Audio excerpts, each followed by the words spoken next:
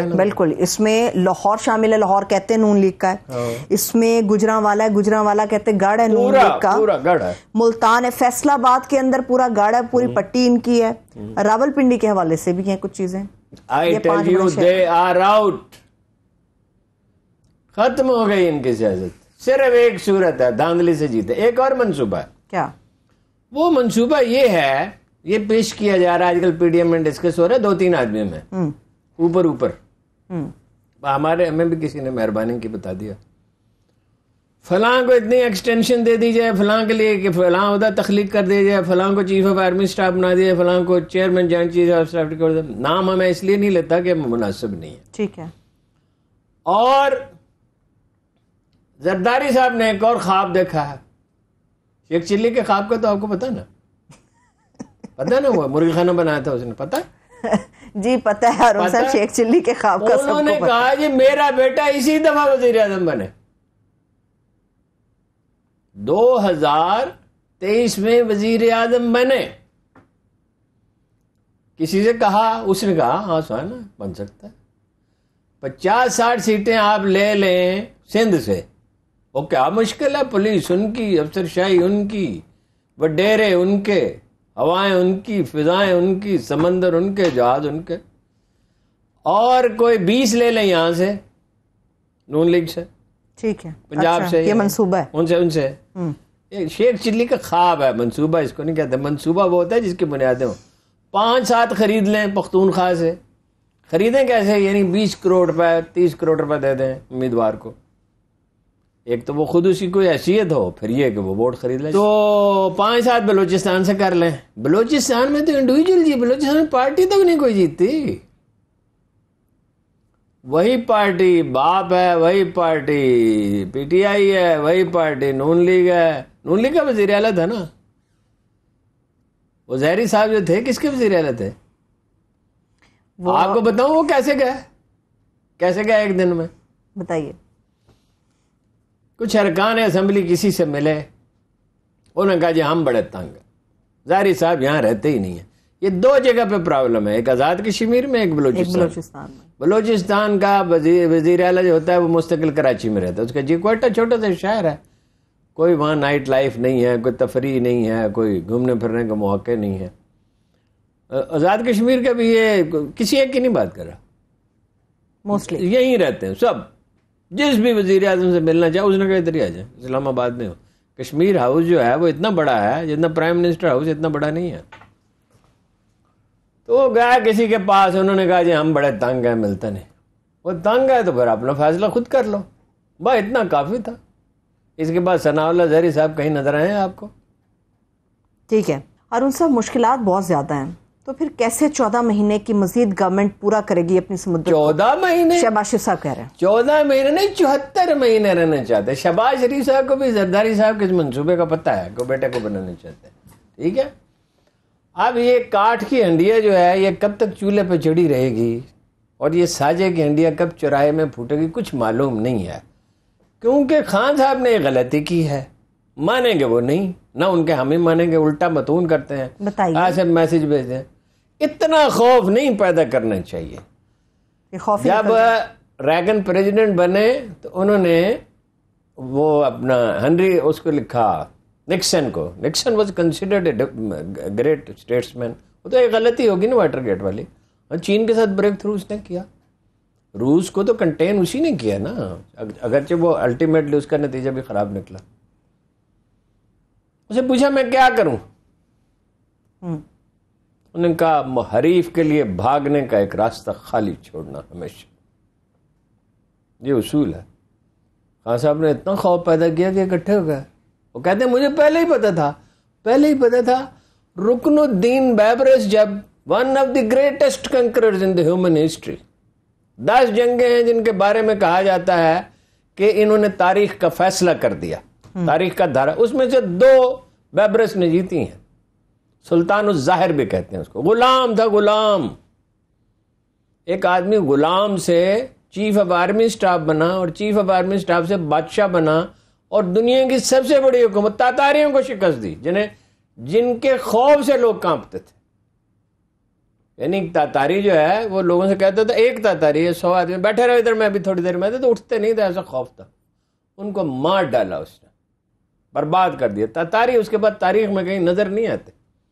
اس نے کیا کیا تھا, اس نے رومیوں کے نیوٹرل رکھا.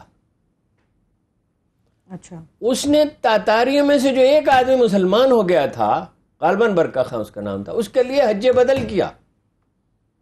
پھر اسے اپنے ہاتھ سے خط لکھا, پھر وہ لباس اسے بھیجا جس میں اس نے حج کیا تھا.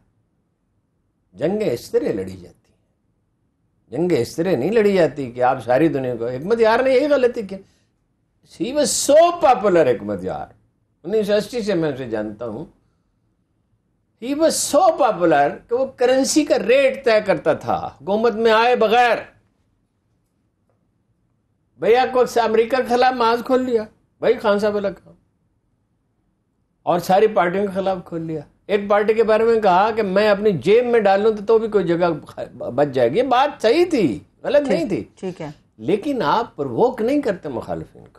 He refused to meet Reagan. Reagan کی نے اپنی بیٹی کو بھیجا, بڑی عمر کی خاتون تھی ویسے, کوئی 50 سال کے. ریگن تو کوئی 80 برس کے تھے نا. منت سماجت کی کہ ٹی وی پہ اعلان ہو چکا ہے.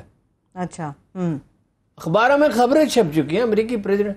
پھر یہ کہا کہ حکمت یار صاحب آپ تشریف لے آئیں اور نہ امریکی صدر سے ملیں, آپ مسٹر اور مسز ریگن کے ساتھ چائے پی لیں تاکہ میری کوئی عزت بچ جائے. No. میں پیدل چل کر, واشنگٹن میں تھی نا, نیو یارک میں تھے وہ ٹھہرے ہوئے پاکستانی ہوٹل میں, روزویلٹ ہوٹل میں. تو انہوں نے کہا میں پیدل چل کر جانے کے لیے تیار ہوں لیکن میری شرطیں ہیں. اب وہ شرطیں وہ اچانک تو نہیں بنوائی جا سکتی تھی. ٹھیک ہے, تو عمران خان صاحب نے یہ خوف کا ہتھیار جو آخر میں استعمال کرنا تھا جو سب سے پہلے جو ایک حد تک استعمال کرنا چاہیے, اب بھی وہ کہتے ہیں. اور دوسری اس میں جو اہم بات ہے نا, آپ اس موضوع پہ بات ہی نہیں کر سکتے. آپ اس پہ ایک ٹویٹ کر دیں, اس کے بعد بندہ دے اور اللہ تابڑ توڑ حملے. فواد چودھری صاحب کو ہارون صاحب میں سن رہی تھی کل ایک نجی پروگرام کے اندر, وہ یہ فرما رہے تھے کہ ہماری گورنمنٹ باقی رہتی اگر ادارے چاہتے. ہاں ٹھیک ہے, اس میں غلط کیا ہے؟ مگر ادارے کیوں چاہتے بھائی؟ کیوں فیور دیتے آپ کو, کسی اور کو کیوں نہ دیں؟ اگر انہوں نے فیور ہی دینی ہے تو جس کو چاہیں دیں. اصل اس پارٹیوں کا رونا کیا ہے, یہ اپنے پاؤں پہ تھوڑی کھڑی ہیں, یہ کسی نہ کسی کے سہارے پہ کھڑی ہیں. مولانا فضل الرحمان نے کہا نہیں کہ مجھے اپنا فلاں نے اشارہ کیا تھا جلوس نکالنے کے لیے. فلاں کے اشارے پہ آپ نے جلوس کس لیے نکالا تھا؟ ٹھیک ہے. ایک سوال اور بھی ہارون صاحب اٹھ رہا ہے, وہ یہ ہے عمران خان صاحب کے پاس اکثریت موجود تھی, اس کے باوجود انہیں نکال دیا گیا, وہ چلے گئے.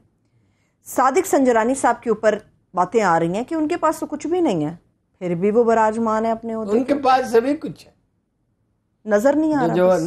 جو ہونا چاہیے وہ ان کے پاس ہے, بس چھوڑے اس کو. اس سے تفصیل نہ پوچھ, ہیں اشارے کافی, یوں ہی یہ کہانیاں کہی جاتی ہیں, اتنے آزاد ہم نہیں ہیں. چلیں کوئی اور سوال ہے تو پوچھ.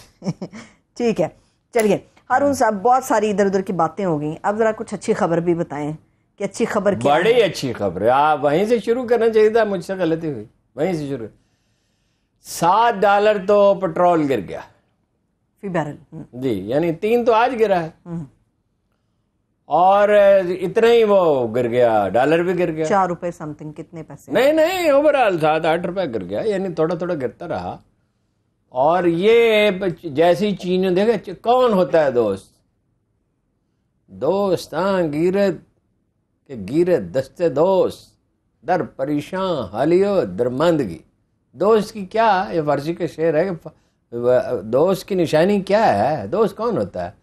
جو پریشانی اور درماندگی کہتے ہیں ایسی مصیبت کو جس میں سمجھ ہی نہ آ رہی ہوگا کیا کرنا. اچھا, اس میں مدد کو. چینی آخر مدد کو آئے نا.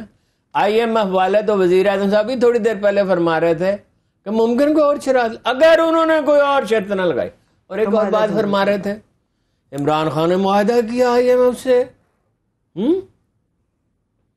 اور اس کو پرزے کر دیے, پتہ نہیں کیا لفظ کا بکیر دیا. بریک کی طرف چلتے ہیں, واپس آئیں گے IMF پروگرام کے حوالے سے کچھ اور بھی اہم سوالات ہیں جو میں ہارون صاحب سے جن کا جواب لوں گی، مگر اس کے ساتھ ساتھ کچھ اور بھی ایسے انٹرنیشنل معاملات ہیں جو کہ ابھی کہا جا سکتا ہے کہ پس پردہ ہیں اور ان کی حقیقت سامنے آئے گی تو کیا ریزلٹس نکل سکتے ہیں. ہمارے ساتھ رہیے. بریک کے بعد ایک بار پھر سے پروگرام میں خوش آمدید کہیں گے. ہارون صاحب، IMF پروگرام کیا سمجھتے ہیں کہ جس طرح کی شرائط پر یہ لے کر آ رہے ہیں وہ آخری ہونا چاہیے، اور مزید کتنے سخت فیصلے بھی کرنا باقی ہوں گے؟ کیونکہ IMF نے کہا ہے کہ آپ بھی پاکستان کی گورنمنٹ ہیں، ہمیں اس سے لینا دینا نہیں ہے کہ PTI چلی گئی اور آپ لوگ آ گئے ہیں. کیا سمجھتے ہیں یہ پروگرام آخری ہوگا یا ہونا چاہیے؟ نہیں، آخری ہونا تو آخری چاہیے. مطلب جب آپ کے پاس 4,30,00,000 ایسے آدمیوں کی فہرست ہے جن سے ٹیکس، چاہے وہ 500 روپے ٹیکس ہو کسی قسم میں، ٹھیک ہے، تو مطلب تقریباً دگنا نہ بھی ہو، 1.5 گنا ہی ہو جائے. ٹھیک. یہ تو ایکسپرٹ جتنے ہیں ہر ایک سے میں پوچھتا رہتا ہوں. FBR میں جو لوگ کام کر چکے، سابق چیئرمین ہیں یا وفاقی ٹیکس محتسب رہے ہیں، سب سے میں پوچھتا رہتا ہوں، بار بار چیک کرتا ہوں کہ یہ سطح جو ہے اس سے دگنا ہو سکتا ہے. ٹھیک ہے. 50% معیشت کالی ہے. In a briefing of journalist chief of army staff نے یہ بات کہی تھی کہ آدھی معیشت کالی، اور یہ کوئی ایسی صحیح بات کی انہوں نے، اس میں کوئی شبہ تو نہیں ہے. پھر ویسٹیج ہے، بے حساب ویسٹیج ہے. ریلوے میں، PIA میں ویسٹیج ہے، اسٹیل مل میں ویسٹیج ہے، اسٹیٹ انٹرپرائز میں، سرکاری دفاتر میں، گاڑیاں بے شمار. ابھی سلطان اپنا آزاد کشمیر کے صدر صاحب کے لیے کتنے کی گاڑی آ رہی تھی؟ Can you imagine? شہر میں 10 کروڑ روپے کی.